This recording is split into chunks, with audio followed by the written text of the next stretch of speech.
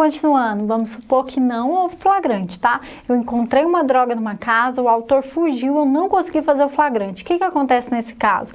Nesse caso, a droga, claro que uma parte da droga vai ser submetida à perícia, elaborando-se um laudo de constatação provisório.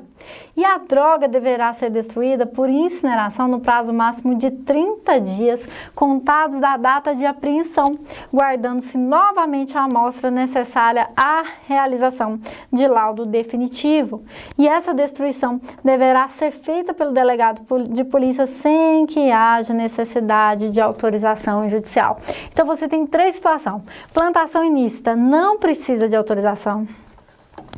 Não precisa de autorização quando não tiver flagrante. Agora, quando tiver flagrante, precisa de autorização. Por que, professora, a senhora acha isso? Porque a gente está lidando, teoricamente, com réu preso, tá? Então, a gente tem, assim, uma necessidade de cuidar daquilo ali, de cuidar dessa situação afeta. Pode ser que no sem flagrante eu nunca ache quem que é o traficante. Então, assim, os cuidados, a celeridade é diferente. Então, recapitulando, plantações ilícitas serão imediatamente destruídas. E eu guardo um pouquinho para fins de quê? De laudo de constatação, tá? Lembrando, a gente tem um laudo provisório que sai imediatamente. E depois você guarda mais droguinha para fazer o seu laudo definitivo, tá? Você precisa do laudo definitivo. Professora, eu preciso do laudo definitivo a partir de que momento? Até a sentença, tá? Esse laudo definitivo, ele tem que aparecer até a sentença. Então, pode correr o processo inteiro com laudo provisório, professora?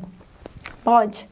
E se depois o definitivo der negativo? Bom pro cara, vai se livrar. Mas pode correr o processo inteirinho com laudo provisório, tá? Só precisa do definitivo para fim de sentença. Continuando, com flagrante eu tenho ali o APF, que eu mando pro juiz, que em 10 dias decide sobre a regularidade do meu laudo provisório, não é sobre o flagrante, é do meu laudo provisório, tá? E aí ele pode determinar a destruição da droga, ou pode não determinar, tá?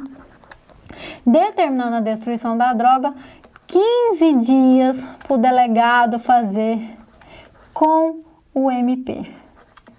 Aqui funciona diferente. Acho a droga, apreendo a droga,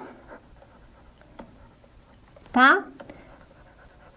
Em 30 dias eu posso destruir essa droga, desde que eu tenha guardado a quantidade para laudo provisório e para laudo definitivo, tá? 30 dias. O delegado com o MP aqui também, tá? Ok? Aqui a destruição com o MP é dispensável.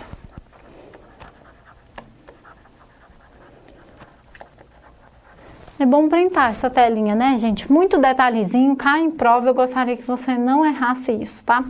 Antes que eu me esqueça, a gente falou de tráfico internacional de droga, de tráfico transnacional, tráfico interestadual, e falou de competência rapidamente, não é mesmo? Que tem que ser crime nos dois países, tá? Que para configurar a transnacionalidade ou a interestadualidade, eu não preciso que a droga transponha as fronteiras, né? Só prova que ela destinaria. E a pergunta é, de quem é a competência para processar e julgar uma droga que está sendo, foi embalada dentro de uma mala no aeroporto de Guarulhos com destino à África do Sul?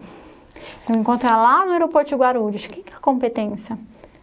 Da África do Sul, ou ainda mais, se eu mando uma droga daqui do Distrito Federal para Goiás, ela é interceptada lá em Abadiânia de Goiás.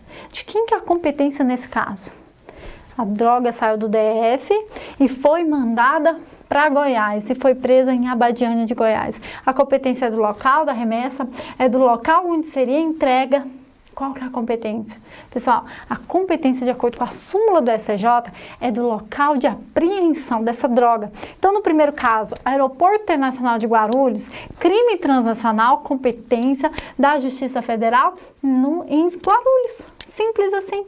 Se foi agora o segundo caso, saiu de Brasília para Goiânia, foi preso em Abadiânia, competência da Justiça Estadual de Abadiânia, do juiz comum de Abadiânia, ok? É do local de apreensão da droga. Pessoal, artigo 51 seguintes vão falar do inquérito policial. Qual que é a diferença substancial do inquérito policial da lei de drogas? É o prazo, gente. O prazo para a conclusão do inquérito policial, no caso de tráfico, é de 30 dias se o indiciado estiver preso, tá?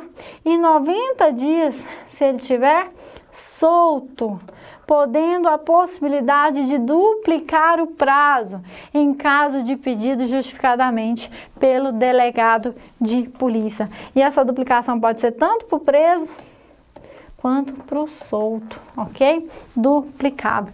Outra situação muito interessante, principalmente se você for fazer carreira policial, é o relatório final quando se tratar de crime de tráfico de drogas. Isso porque no IP, o delegado faz um relatório com todas as circunstâncias de fato, com a classificação do delito, a quantidade, a natureza. Ele faz uma análise do que levou ele a enquadrar aquele agente num crime de tráfico. É uma análise técnica, tá?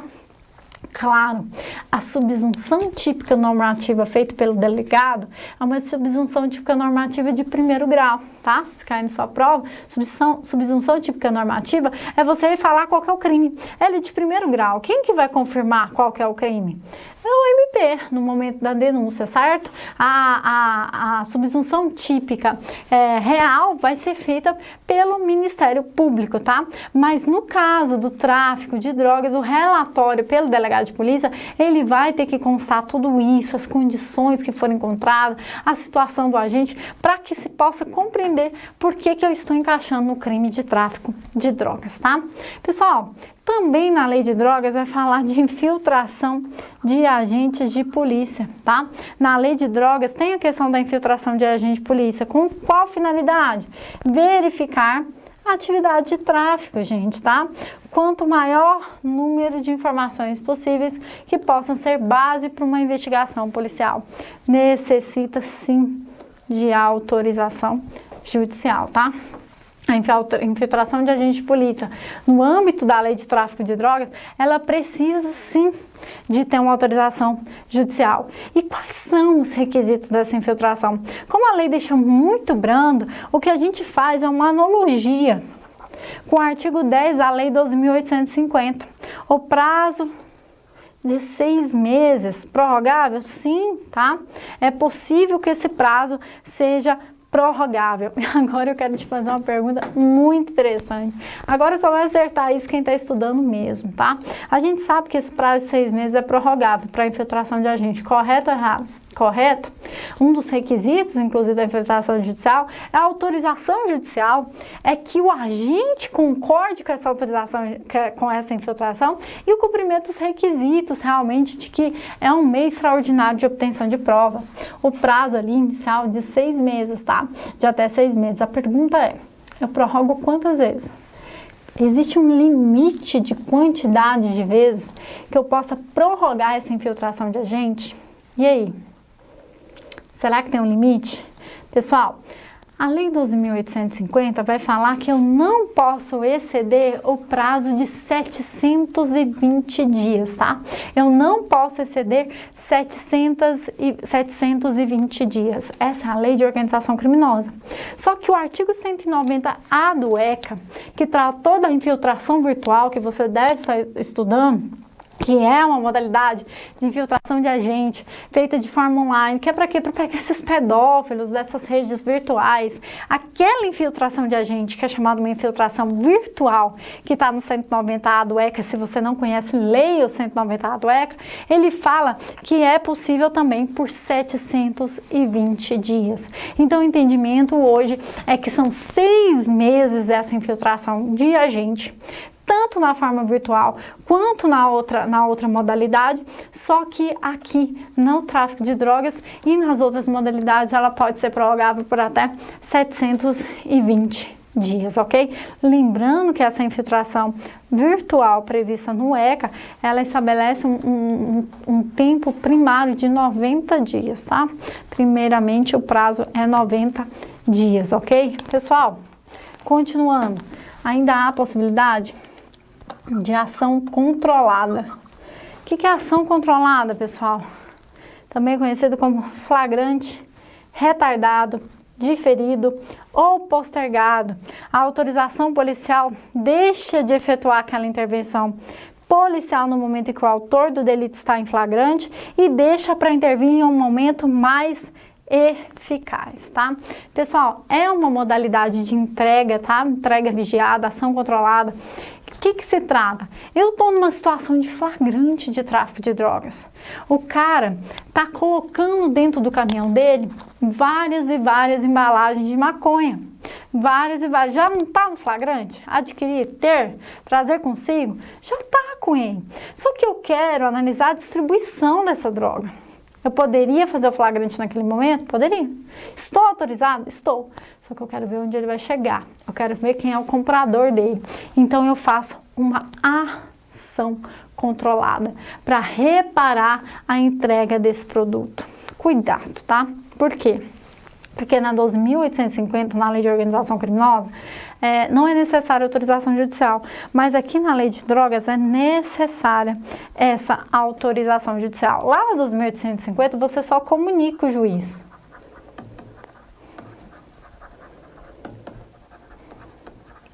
Aqui, você tem que ser autorizado judicialmente, tá?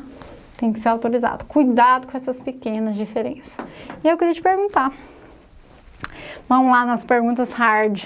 O que é light cover e deep cover? O que é light cover e deep cover? Pessoal, se cair essa barbaridade na sua prova, que já caiu em prova de Ministério Público, a light cover tem a ver, e a deep cover, com infiltração de agentes, tá? A light cover é a infiltração de agentes que dura os 6 meses. Ela é mais branda, suave. A deep cover é aquela que dura mais de 6 meses. Nossa, pessoal, que coisa besta, né? E cai isso em prova, cai, e você não sabe a resposta. Agora você sabe o que é light cover e deep cover. Aí eu te pergunto sobre a questão da entrega vigiada, que é uma modalidade dessa ação controlada. Lembra que eu falei, tá colocando a maconha, eu quero ver quem que é o comprador. Onde vai ser entregue essa droga? Onde vai ser desabastecido o caminhão? E aí eu te pergunto, que já caiu em prova, o que é entrega suja e o que é entrega vigiada limpa? O que é entrega vigiada suja? O que é entrega vigiada limpa? Não sabe? Sabe? Bora lá relembrar. Vamos no exemplo que eu dei aqui. Caminhão. Nossa, desenho ótimo. Com droga. Tá saindo aqui do sudoeste. Ok? Ok. Eu tô controlando essa droga. Tô controlando. Se essa droga, ela vai dentro do caminhão até a entrega lá de Goiânia, essa entrega vigiada, ela foi suja. Porque o objeto ilícito esteve dentro de toda a situação de vigilância. Agora imagina que ele coloca a droga aqui, é parado num posto da PRF, enquanto ele se distrai, eu vou aqui e tiro essa droga e coloco farinha. E vou acompanhando. Por quê? Porque eu não quero correr o risco que essa droga chegue, que alguma coisa da minha operação dê errado. E ele chega aqui em Goiânia com farinha. Aí eu tenho uma entrega limpa, porque eu limpei o objeto, produto do crime, tá? Se cair na sua prova, você já sabe o que é entrega vigiada limpa, o que é entrega vigiada suja, tá? Pessoal, lembrando, parte processual agora da Lei de Drogas, pra gente terminar de forma rápida. Vai ter ali a denúncia, e aí o juiz, antes, né, de tomar qualquer medida, vai dar oportunidade ao réu da chamada defesa preliminar, tá? Isso é característica da lei de drogas, é a possibilidade de uma defesa preliminar do réu, tá? Isso não tem em outros crimes comuns, tá? Vai ter na lei de drogas essa possibilidade dele se defender. E aí o juiz decide se recebe ou não a denúncia. Recebendo a denúncia, vai citar o réu para apresentar a resposta à acusação. De novo, professor, de novo. Aí ele vai estar realmente se defendendo de uma acusação formal. E aí vai proceder resposta à acusação. Depois vai fazer o quê? Vai intimar para uma audiência de instrução, vai ser ouvidas. Só que eu quero lembrar uma situação. Na lei de drogas, o interrogatório é o primeiro ato de instrução da audiência de instrução em julgamento. Só que o Código de Processo Penal diz que o interrogatório do réu, ele tem que ser o último ato de instrução processual. Ocorre que o STF e o STJ pacificaram-se no sentido que deve dar preferência ao critério mais benéfico ao réu, ou seja, o artigo 400. Em suma, a lei de drogas está falando aí que o interrogatório do réu é o primeiro ato da audiência de instrução em julgamento. Não é isso que o STF e o STJ entende. Vai aplicar o Código de Processo Penal. Por quê? Por que isso é mais benéfico para o réu? Gente, é óbvio. Imagina você ser acusado de alguma coisa e ter um monte de gente para falar de você, só que eles vão falar depois de você. Você fala primeiro, se defende. Estão me defendendo. E depois um monte de gente fala coisa. Peraí, mas eu quero me defender disso aqui. Não, sua oportunidade já foi. Você foi ouvido no primeiro ato. Entendeu? Quando você oportuniza que ele fique no último ato da audiência de instrução em julgamento, você permite que ele apanhe todas as informações para que se defenda. Então, esse é o entendimento do STF e do STJ, tá? Novamente, o laudo definitivo, confirmando que a substância era droga, deve estar nos autos no momento imediatamente anterior ao da sentença, tá? Ou seja, até o dia de instrução em julgamento. Por quê? Porque a sentença normalmente é dada de forma oral. E se não tiver esse laudo, pessoal, a ausência desse laudo vai implicar necessariamente a absolvição do réu por ausência de prova. O seu laudo provisório não vai servir para nada. Eu preciso de um laudo definitivo, ok? Gente, eu agradeço muito a audiência de vocês, eu agradeço muito vocês terem assistido, espero que tenha ajudado aí a aprofundar mais na lei de drogas. Um abraço, fica com Deus.